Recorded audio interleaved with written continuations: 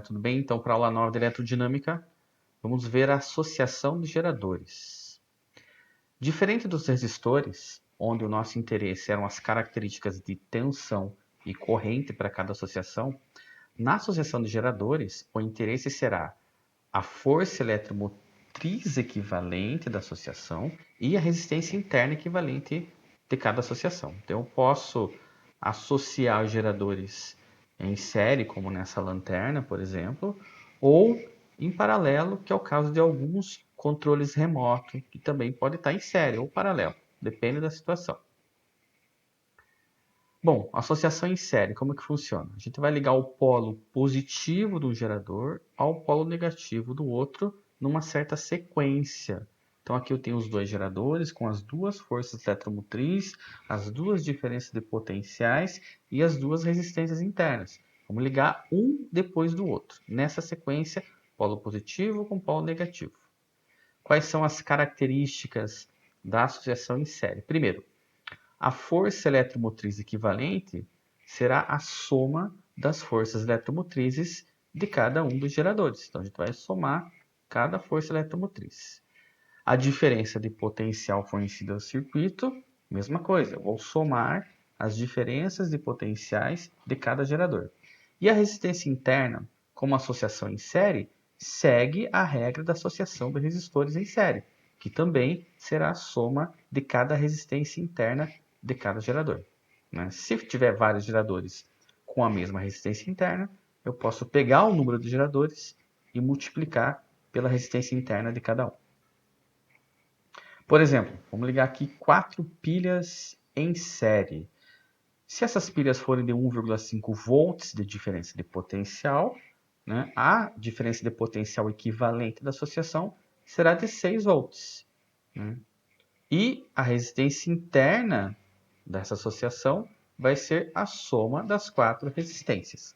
Se as pilhas forem idênticas, pode ser 4 vezes a resistência interna de cada uma. Associação em paralelo.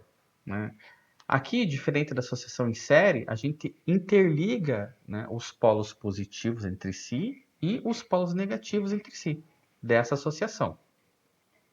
Como que funciona a força eletromotriz equivalente?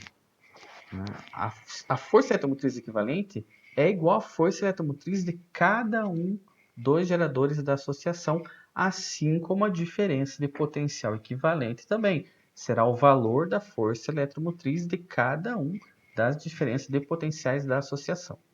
Para isso, todos os geradores têm que ter a mesma diferença de potencial na associação em paralelo.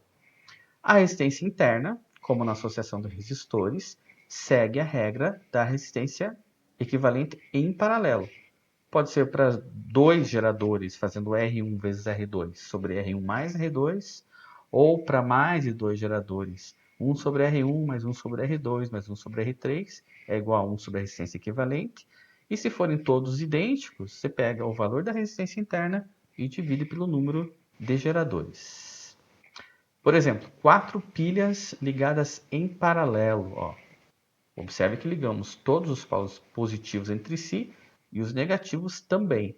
Se as 4 pilhas forem de 1,5 volts, a força eletromotriz ou a diferença de potencial fornecida ao circuito em paralelo será também de 1,5 volts. No caso dos geradores serem idênticos, a resistência interna equivalente será o valor da resistência de cada um dividido por 4, que são as 4 pilhas do exemplo. A vantagem da associação em paralelo é que o valor da resistência interna da associação diminui, mas, nesse caso, a diferença de potencial permanece a mesma de cada gerador. Na associação em série, embora a gente aumente a diferença de potencial fornecida ao circuito, a resistência interna também vai aumentando de acordo com a quantidade de geradores que eu estou ligando nessa associação. Observação. Se por um acaso, na associação, principalmente em paralelo, algum dos geradores tiverem valores diferentes, aquele que tiver a maior força eletromotriz, a gente vai considerar como um gerador da associação. E os outros vão se comportar como receptores, que é um assunto para a próxima aula. Tá ok? Valeu, gente. Até!